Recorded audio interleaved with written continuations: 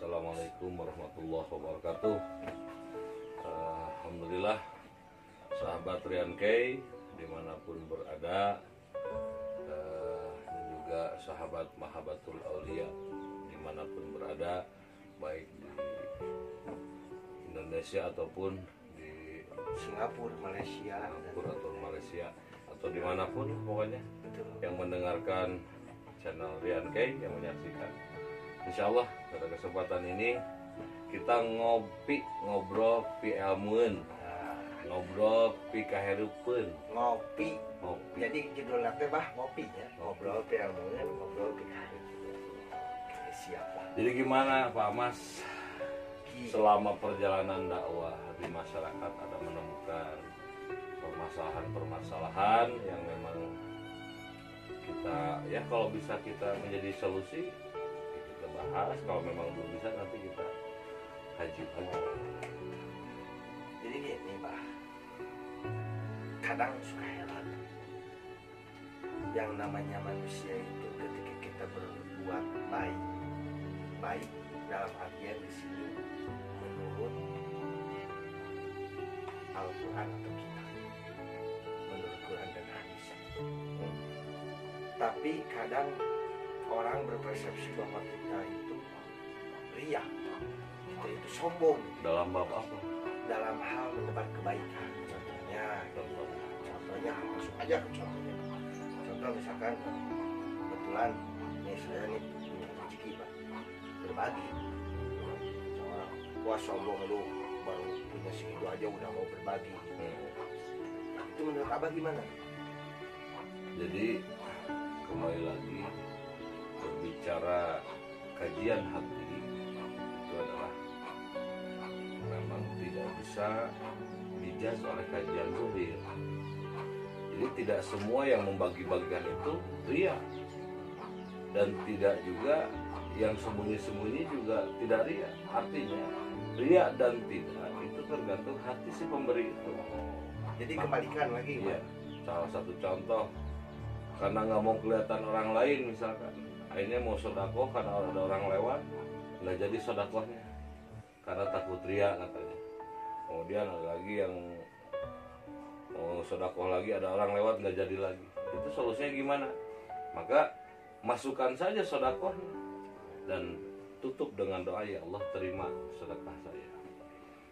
Nah, memang sebaik-baik sedekah itu kita untuk menyiasati tidak ria itu memang supaya kita tidak terlihat oleh orang lain.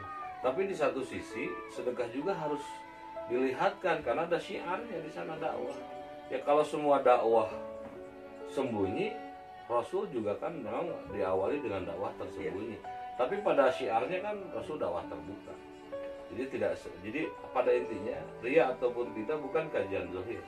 Silahkan sah-sah saja orang membagikan. Yang penting berdasarkan Quran dan hadis ya. Yang penting keikhlasan itu ada dalam hati. Ada keikhlasan. Ya kan gini kadang-kadang ketika orang berbagi dari niat itu juga udah beda gitu. Iya. Beda kan kalau dengan saya kan Abah juga tahu sendiri gitu. Iya. Bahkan Bah ini ada sedikit mungkin yang jadi unak-unak gitu. Iya. Kan Abah pernah berpesan nata raga, nata keluarga, nata warga, nata negara. Nah ini yang terpenting bagi para sahabat semua. Iya Bah, jadi kadang-kadang kan ketika kita nata itu benar, jangankan orang lain ini untuk nata naga aja gitu. Ya. Jadi Jelaskan semuanya Mas. kebetulan di zaman sekarang ini banyak kita dipusingkan dengan isu, kita dipusingkan dengan isu negara. Ya. Kita banyak berpikir tentang urusan global, sementara kita lupa dalam tadi susunan ada nata raga. Kalau dalam Al-Quran ibda bin nafsi, mulai dari diri sendiri. Karena dalam nata raga ini kalau menurut almarhum bapak saya, dia selalu bilang mam cenah usian raga ikutilu rasio, rasa, dan raga. 3 unsur ini harus diisi. R yang pertama rasio isi dengan ilmu dan teknologi. Itu memang sabda Rasul, man arada dunya fa alaihi bil ilmi wa man arada al akhirah fa alaihi bil ilmi wa man aradahuma fa alaihi bil ilmi.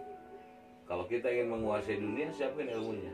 Kalau kita ingin menguasai akhirat, siapin ilmunya. Kalau kita ingin menguasai dunia akhirat, siapkan ilmunya. Kata Rasul, al ilmu miftahun najah. Kalau dalam Al-Quran, dalam surat Al-Mujadalah ayat 11 itu disebutkan, yarfa'illahu alladhina amanu minkum walladhina utul ilma darajat. Allah akan mengangkat derajat orang-orang yang beriman dan orang-orang yang berilmu. Nah, R yang kedua ada rasa. Itu isi dengan iman dan takwa. Itu pun seruan Allah, inna akramakum indallahi atqakum. Sesungguhnya orang yang paling mulia di antara kalian adalah orang-orang yang bertakwa. Dan memang rumus bahagia ini adalah ketakwaan. Wattaqullaha la'allakum tuflihun. Dan bertakwalah kepada Allah agar kita memiliki kebahagiaan. Jadi kebahagiaan itu bukan diukur oleh secangkir kopi. Kita akan bahagia dengan, tapi ketakwaan adalah rumus dari kebahagiaan. Insya Allah itu kebahagiaan dunia dan akhirat. Kemudian R yang ketiga raga. Ini harus diisi dengan makanan dan minuman yang halal dan bergizi, Kade. Jangan hanya halal saja, tapi harus bergizi. Memang kerupuk itu halal, tapi kurang gizinya. Jadi ada 4 sehat 5 sempurna. Betul, bukan sampai 4 sehat 5 berhukum. Tapi harus 4 sehat 5 sempurna. Tapi si Abah mah 4 sehat 5 sempurna. Hasil 4 sehat. Jadi harus halal dan bergizi, dan memang itu dalam Al-Quran, kulu washrabu halalan thayyiba, halalan dan thayyib. Nah, maka ini thayyib di sini satu bergizi, cara dapat hartanya harus baik, jangan hasil yang haram. Itu jadi yang apa? Yang nataraga, ini panjang memang. Nah, kemudian nata kulawarga, disingkat aja ya. Nata kulawarga ini nata keluarga. Itu dalam Al-Quran, ku angkusakum wa ahlikum.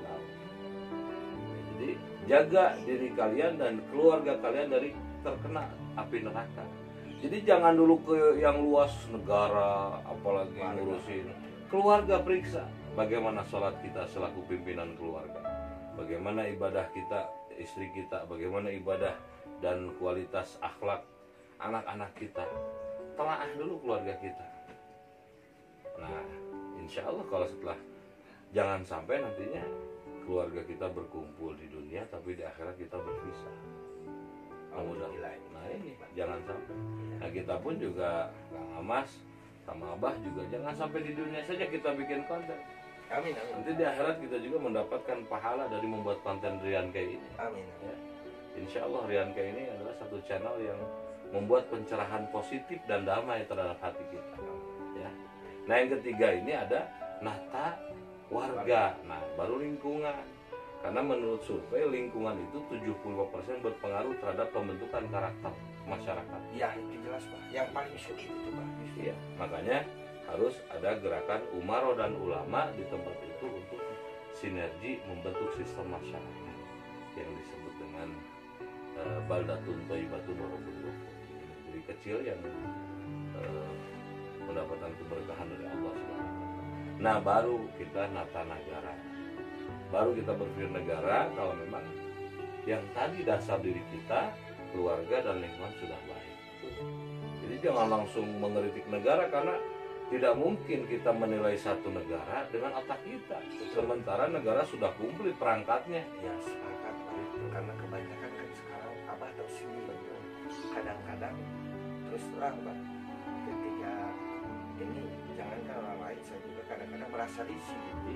Ketika orang, ya kadang ini lah, bisa dikatakan orang punya kesimpulan, orang punya persepsi, tapi terkadang tidak sadar diri. Ini jadi penyakit darah tinggi. Iya. Kenapa tidak sadar diri yang saya katakan? Kenapa tidak sadar diri? Karena itu real. Ketika orang berpersepsi, ketika orang berpendapat, jadi ketika diberi masukan orang lain merasa pendapatnya itu udah benar. Padahal kita kembalikan lagi gitu. Yang namanya kekurangan dan hadis, ada fikih dan lain-lain gitu. Karena Islam itu luas kan. Jadi kadang-kadang orang yang banyak persepsi yang jadi ego itu, ketika orang berpersepsi cuman menurut dirinya. menurut dirinya. Oke, jadi intinya dari pembahasan hari ini adalah kebenaran individu itu hanya untuk individu kita. Betul. Tapi kebenaran yang sifatnya komunal, global, itu Global. berdasarkan musyawarah. Betul.